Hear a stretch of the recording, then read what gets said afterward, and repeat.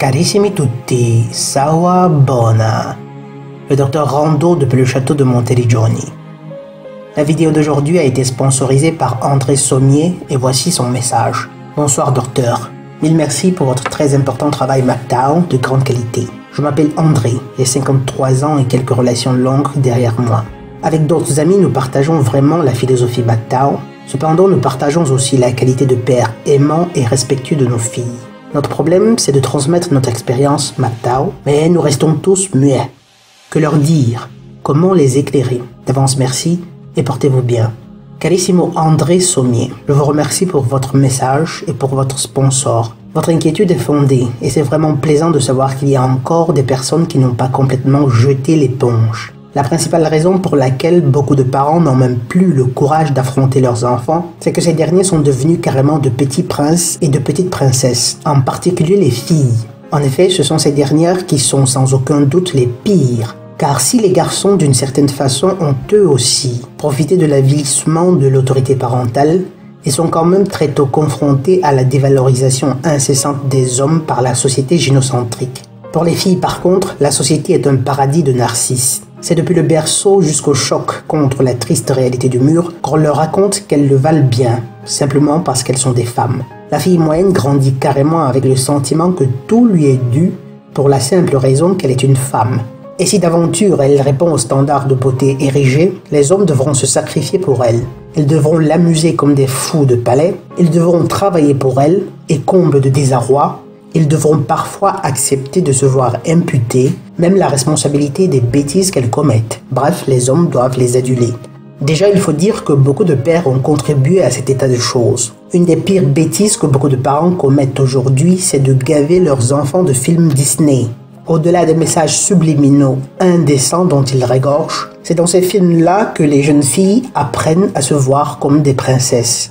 Et bien souvent, les pères ne se dérangent pas pour contrecarrer ce lavage de cerveau. Bien au contraire, ils le consolident en traitant leurs filles comme ces princesses dans la vie réelle. Les filles sont socialisées à croire qu'elles sont des princesses qui doivent être servies, et les garçons à l'idée qu'ils sont des princes qui doivent servir. Il s'agit d'un leurre dans les deux cas, mais à beaucoup d'égards, la psyché des femmes étant comme celle des enfants, les illusions et la réalité se confondent très facilement. Ainsi, quoique ne disposant ni de carrosse en or ni de château, même adultes, elles attendent des hommes que ceux-ci se comportent en princes servants. C'est ce qu'elles appellent de façon déguisée le prince charmant. Les garçons, eux, en grandissant, réalisent très vite la différence entre l'univers Disney et la réalité. Ils ont un sens plus aigu de la réalité factuelle. Mais malheureusement, les femmes ont quelque chose qu'ils désirent ardemment, et leurs chers papas ne leur ont pas enseigné que ce quelque chose n'est qu'une puissante illusion hormonale.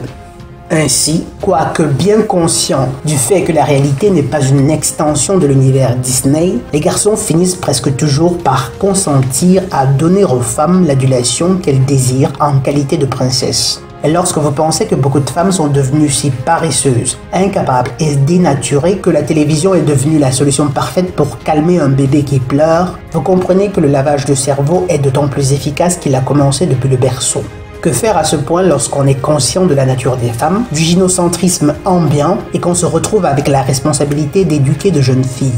La première conduite à tenir est de commencer l'éducation de votre enfant, mâle ou femelle, depuis le premier jour de grossesse. Cela peut vous sembler bizarre, mais juste parce que nous en sommes arrivés à douter de l'existence d'un monde parallèle. Le Lycée Boy nous a privés d'une portion du pouvoir que nous avions à éduquer nos enfants, c'est-à-dire à les imprégner de nos idéaux avant même qu'ils n'intègrent leur enveloppe charnelle. Sachez que lorsque vous attendez un enfant, lorsque le corps de votre enfant est en train de se former dans l'utérus de votre femme, l'esprit qui est destiné à y habiter vous rend bien souvent visite. Ainsi, lorsque vous exprimez à haute voix des principes et des préceptes qui vous sont chers, lorsque vous les dites délibérément, parfois comme pour blaguer au ventre ballonné de votre épouse, l'esprit de votre enfant les perçoit et a ainsi la possibilité de les insérer comme des programmes dans le corps dans lequel il est sur le point de s'incarner. Si vous attendez un enfant en ce moment, qui que vous soyez, considérez sérieusement ce que je viens de dire. Mais revenons dans ce monde. Les premières années de vie de vos jeunes filles sont évidemment tout autant importantes. En d'autres termes, terme, le plus tôt vous commencerez à éduquer votre fille et le mieux ce sera. Ça vaut pour tous les enfants en fait. Plus ils sont jeunes et plus ils sont réceptifs à votre message. Mais qu'ils aient déjà un certain âge ne signifie pas non plus que vous devez y renoncer. Partons du principe que vous soyez monsieur tout le monde qui aime sa fille et qui, autant que son horaire de travail le lui permettait, a essayé de lui inculquer de sains principes. Vous devez toujours tenir à l'esprit que vous avez un ascendant naturel sur vos enfants.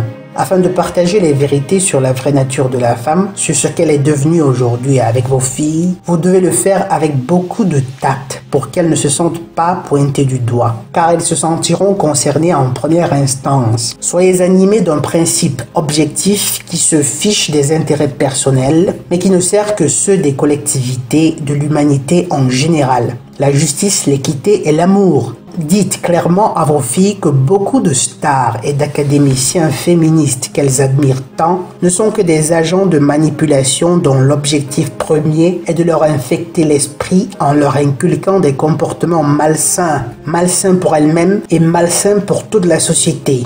Que des stars comme Britney Spears, Beyoncé ou Lady Gaga ne sont que des esclaves transsexuels qui ont vendu leur âme pour la célébrité et qui parfois ont fait des choses vraiment atroces pour devenir célèbres.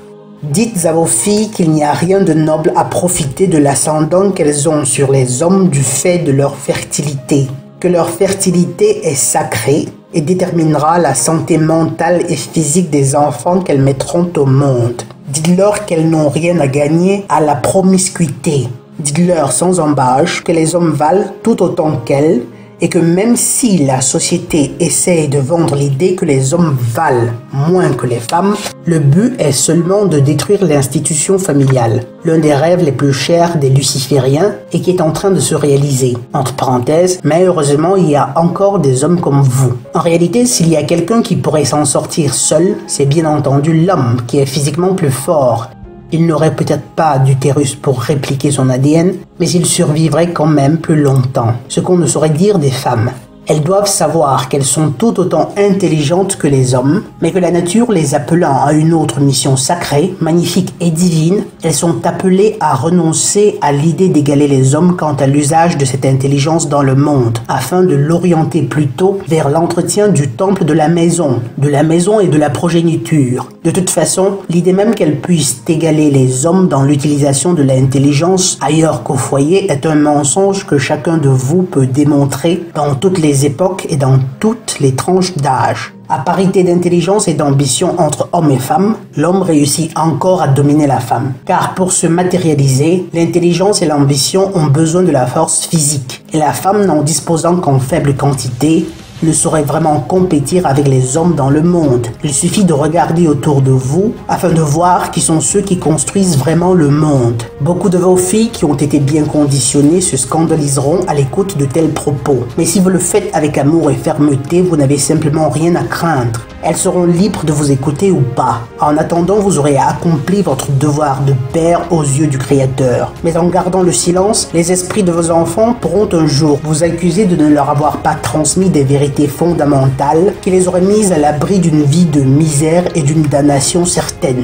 Les jeunes filles croyantes tendent à comprendre un peu mieux ces choses, parce qu'elles partent bien souvent d'un désir de faire la volonté du Créateur. Mais même avec les athées, les simples principes de justice, d'équité, conjugués avec un amour véritable, restent très fonctionnels. Mais tant avec les filles croyantes que celles athées, présentez des faits concrets et évitez de vous laisser entraîner sur le terrain de l'émotivité et de l'irrationnel.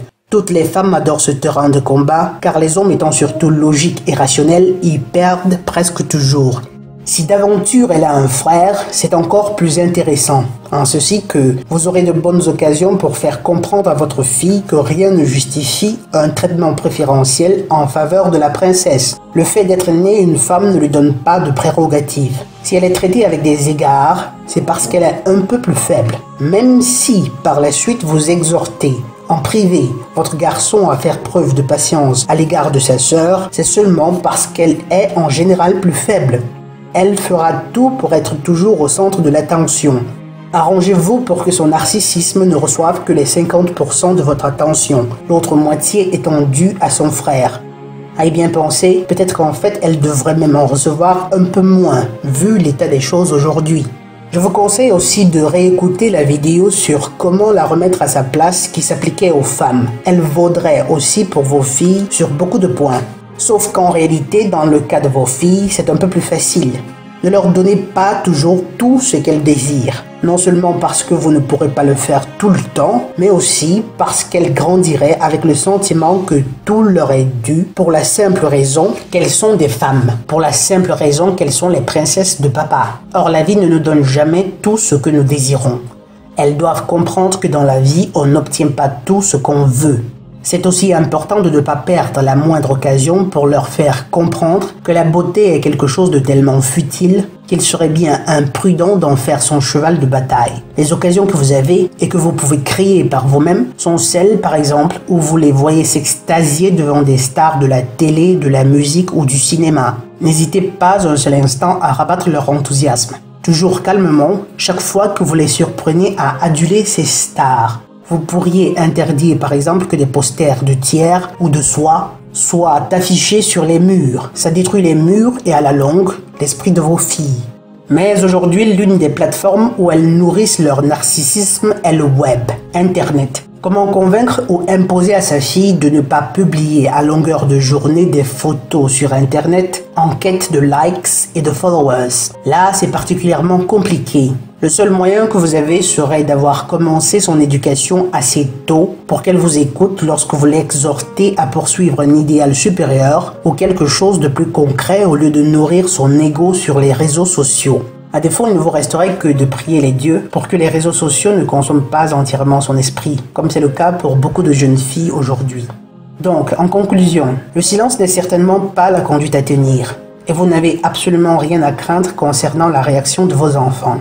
Parlez-leur, trouvez-en le moyen. Si une certaine distance s'est installée entre vous, physique ou émotive, trouvez le moyen de la réduire. Vous les avez vus grandir et vous savez des choses sur eux-mêmes qu'ils ne sauront simplement jamais. Je n'ai pas de doute sur le fait que, dans cette génération, il y en a qui sont littéralement des monuments d'ingratitude, en ceci qu'ils ont complètement oublié la révérence que l'on doit à un père. Mais n'empêche, faites votre devoir et instruisez-les. Efforcez-vous d'être toujours cohérent dans votre démarche et de manifester dans la tendresse le principe de force. Aucune femme ne reste indifférente à la manifestation tendre et affectueuse de la force, c'est-à-dire sous-tendue par l'amour et la justice. Avec vos filles, vous avez déjà un pas d'avance parce qu'elles vous aiment naturellement, du moins en général. En ultime instance, sachez, mes chers, que chaque homme est artisan de son propre salut. Le plus important est que vous fassiez du mieux que vous pouvez, avec tout l'amour, le respect et l'estime qu'un père puisse manifester à l'égard de sa fille. Mais ne vous attendez pas à ce que vos filles suivent mathématiquement vos conseils. La société qui les entoure est pourrie jusqu'à la moelle et ne manquera pas de les influencer. Et en tant qu'entité spirituelle autonome, elles aussi ont leur libre arbitre. Elles ont le droit de vous obéir ou de se foutre complètement de ce que vous dites. C'est un choix qui leur incombe et dont elles seules seront responsables. Mais vous, de votre côté, vous avez la responsabilité de ne pas garder le silence en leur parlant de ce que la femme contemporaine est devenue et des dégâts qui en découlent pour la société en général.